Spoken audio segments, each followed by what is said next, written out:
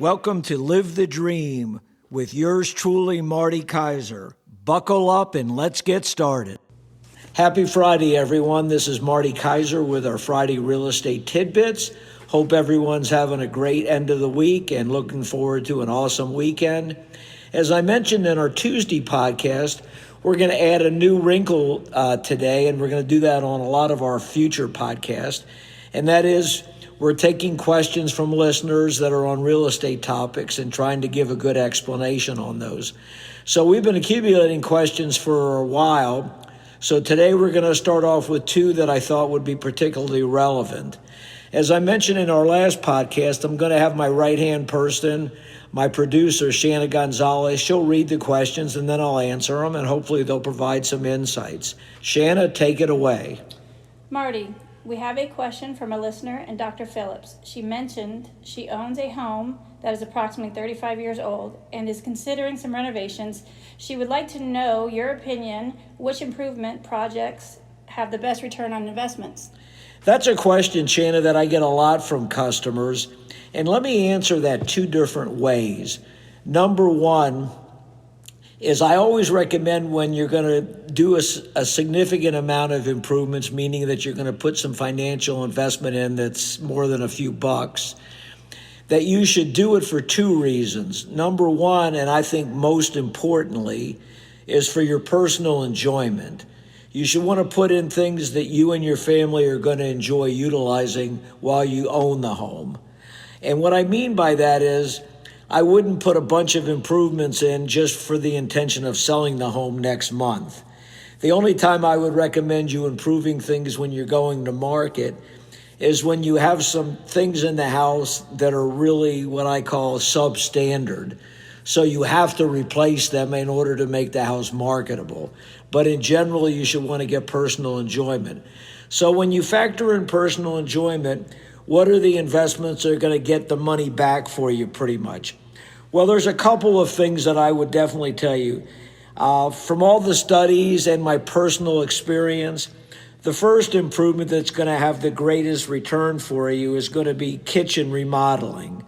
What does kitchen remodeling mean? Well, it depends on what your budget is, but I would say things like the countertops, the cabinets, the appliances, and the kitchen flooring. But those are definitely things that are most important to most people that move into a house. And they're typically the thing that a potential buyer, if they saw old, kind of what I call outdated things, would comment on.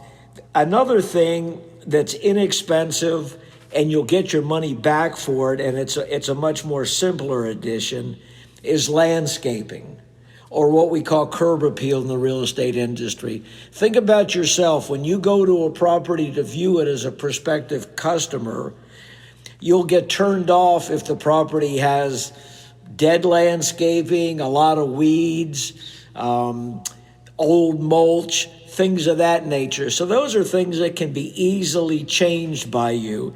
And the cost of those compared to what we call renovations is going to be very modest. And you're going to get all your money back for that. So those are the two things that I wanted to cover. Excuse me, tongue-tied. Those are the two things that I wanted to go over about renovations. So Shanna, go ahead with the next question. Great. I hope your answer gave our listeners some insight. Another question we had from Lake Nona. From a real estate perspective does the future hold for Lake Nona? Well, that's a little bit more challenging question. I'm sure a lot of my listeners, but not all, are familiar with Lake Nona. Lake Nona is a very popular community in the southeast corridor of Orlando. Just for people that are living out of state, it's kind of positioned quite near the Orlando International Airport. It's one exit east of there, and it's approximately 30 to 35 minutes west of the Disney World theme park. It's been a very popular area. It's gone through a couple levels of growth. They actually started building houses there back in the 90s, more of an exclusive gated section, and that was designed for what was projected to be professional golfers or serious, well-to-do folks that wanted to fly down here and have a golf vacation or whatever the case may be. And it's evolved humongously since then. Now it's really a destination. It's got a lot of publicity on a national basis. And Lake Nona's purpose was kind of a self-contained community. Not only do they have a lot of contemporary and new housing there, but they have a lot of self-contained items. They have a lot of nice restaurants. They have grocery stores, a lot of fast food places. They have some state-of-the-art things for things to pamper yourself. They have Boxey Park, which is a great family destination. They just have a lot of things that are very popular. They have newer schools that have been developed out there. So it's gotten overall a very favorable reputation. That being said, like any area, there's pros and cons. I would say the biggest complaint you get out there are probably two or three things. Number one, there's a lot of traffic. Of course, you get that problem in a lot of parts of Orlando too, because we're such a rapidly growing area. But Lake Nona in particular, because it's somewhat of a self-contained area, and a lot of their amenities are off the main drag in Lake Nona, Narcoossee Road. If you're commuting to and from work and you're having to get on, for example, 417, which is a major expressway, the traffic can get backed up on the way to work or the way home from work. So I know there's customers that I've had that live there that complain about the traffic sometimes, or I have other customers that say they don't want to look in Lake Nona because of the traffic.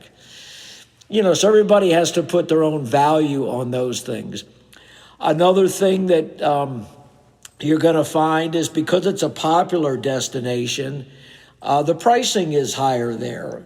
The median price in Lake Nona approximately is going to be about 35% higher than a typical home in a different area of Orlando. So you're not going to get anything out there that you would consider more moderately priced. And a lot of people obviously can afford to live out there and feel the value is there for the lifestyle, the resellability of the property, etc. Along with that, there's a little bit above average, what I call ancillary fees out there. So things like your property taxes, your CDD fees, things of that nature increase your monthly expenditure out there. And what do those acronyms mean? Well, CDD is a term for Community Development District.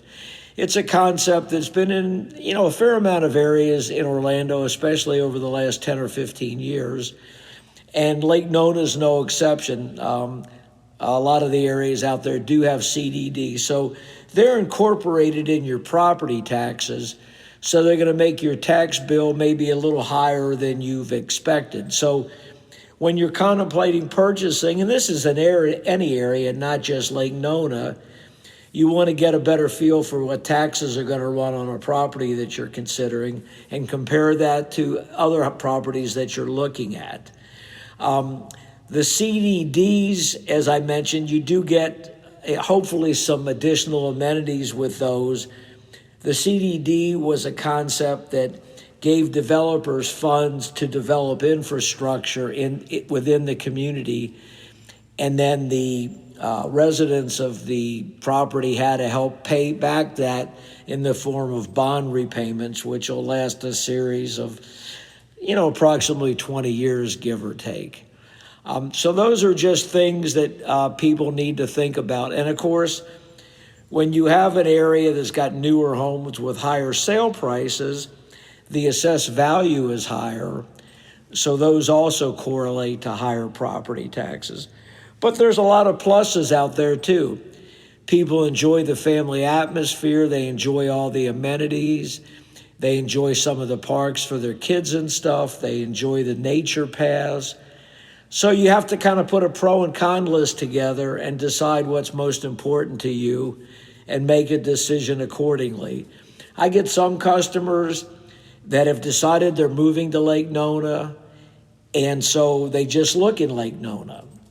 Other customers may choose Lake Nona as one of their options, but they also want to compare Lake Nona possibly to the Dr. Phillips area, possibly to the West Hunters Creek, or sometimes they'll want to go a little south of Lake Nona and getting into Osceola County, kind of what you would consider Narcoossee and St. Cloud, because typically they're a little less expensive, even though they're not that far away from Lake Nona. So those are just some of the variables to consider. Kind of the point of answering these questions and going over my response to them is anytime you're undertaking a big move, and purchasing a real estate home is a big move for most people, you need to do your research, rely on somebody that's trusted to help you get the right information. Sometimes you'll ask the realtor's opinion, other times you just want the answers and you'll make your own opinion. I myself, when I'm with a customer, I don't share my opinions unless they ask me. Now, if they ask me, I'm not shy to give my opinion because I feel that I'm a professional person, and that's why you're employing my services, is to give you the benefit of my expertise. But my taste and perceptions may be a little different than yours. So really, when you're making a decision, maybe you'll combine my opinion along with what's most important to you. So there's just a lot of variables whenever you're doing this. But I will say, I don't expect Lake Nona's popularity to decrease at all over the coming years. They still have plenty of room to develop. And I think you're going to find that people are going to continue to flock out there. Also, you always have a percentage of folks that when they move to the Orlando, Central Florida area, they either want to buy a new home or an almost new home. I would say the majority of people, all things being equal, would prefer a newer home. Why? Because it's more contemporary, it's more updated, it has more of the bells and whistles, it may have some of the innovations that you find in the real estate industry or possibly on energy efficiency, things of that nature. Your appliances, your air conditioner, your roof, because it's newer, they're going to last longer, so you don't have to worry about replacing or doing more maintenance with those. So those are some of the reasons why people like newer over older. Now, the flip side of this, newer is going to run you 95% of the time a fair amount of money more than a pre-owned home in a similar area. I would say if I had to use a general cost factor, a new home is going to run you about 15% more than a pre-owned if you were comparing like communities. But that's just an estimate. Every area is a little bit different. So you kind of have to weigh the cost differences versus the things that are important to you. And, I always like to tell people, how do you know who you should listen to? And I'm going to give you a couple of completely different industries where you'll hear a lot of information and contrast that to when you're getting real estate information. And two things that are fresh on my mind for this exercise. One thing, I'm a big sports fan, so we just had the NBA draft the past few days. And the NBA draft is always popular. And they have one night, they have the first round draft picks, which are the higher profile future stars of the NBA. And then the second round picks are less expensive acquisitions for the teams. And they're kind of hoping to get a gem in the rough on the second night of drafting. The reason that I mention that is not to give you my opinion on which players were drafted, but you have a lot of pundits, The NBA draft is covered on 3 television stations. It's covered on Sirius Radio on a number of different stations. So on the television, you have different versions of the ESPN pundits. You have the NBA channel. You just have a lot of coverage on it.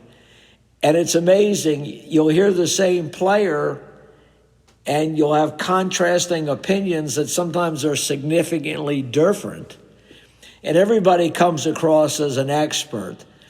Who do you believe? Well, I guess it depends on if you've been following sports. You may have a pundit that you feel is more knowledgeable. But keep in mind that some pundits, their biggest job is to create controversy or get clicks on the internet. They want to come out with an extreme position.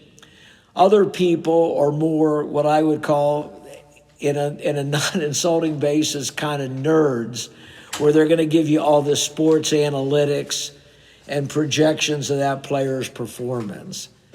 So how do you know who to listen to? Well, you don't. So you kind of have to use your own value judgment if you're a sports fan and trying to accumulate this. But sports is designed for fun. It's not designed for buying possibly the biggest investment of your life. The other thing I'm going to correlate it to, which is a much more serious thing, but it's a thing that it's hard for us to know which side is up, is when you get political jargon. And what's been the biggest thing we've heard lately? Well, the conflicts in the Middle East, specifically Israel and the United States, taking proactive, aggressive action against the Iranian nuclear threat. And so if you listen to all the propaganda that's come out, especially from the presidential office in the United States, specifically Donald Trump and his cohorts, they've said that they've completely demolished the Iranian nuclear threat, and it was 100% successful mission, and it's really minimized the threat in the for the foreseeable future with Iran. There's a lot of media outlets that are pretty creditable, and they've said that that's a lot of exaggeration, to be polite about it.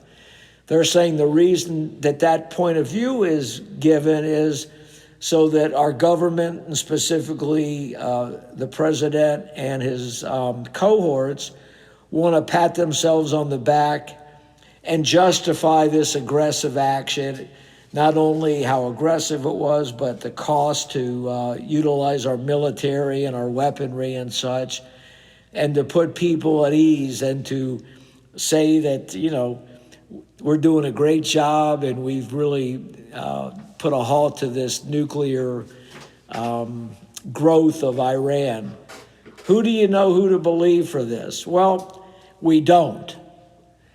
But I would say you have to look at the credibility of the speaker. Who's known for exaggerating facts or not telling the truth, and whose job is it to try to give you more facts? That's a judgment you have to make as the listener, and also what makes you more comfortable. When it comes to real estate, and you're getting, let's say, somebody like myself's opinion or facts, what do you think of what I'm telling you? In other words, have you heard from me previously? Do you think I know what I'm talking about? Do you think I justify what I'm suggesting to you with factual data? Do you feel that I'm a creditable person? Do you feel that I'm a truth teller? And do you feel that I have your best interest? Well, I can tell you I do, but you have to make that determination. You may or may not be skeptical of me until you get to know me better. On the other hand, let's say you get 2 or 3 real estate opinions. Who do you feel more comfortable in listening to? Well, again, I always try to tell you when you're making decisions, one of the crucial factors you need to utilize is what facts is the person generating to give you this opinion. Everybody has opinions, and there's nothing wrong with having an opinion. But opinions, there's a saying, opinions are like your posterior. Everybody has one. So beyond everybody having an opinion, they need to base it on something that's finite or tangible for it to be of importance to you. So that's just some foods for thought today. I hope you liked our question and answer segment. We're going to be doing this as a regular feature, and we're also going to start having some guests on the show in the near future too. So that's all for today. Have a safe and joyous weekend. And this is Marty Kaiser out.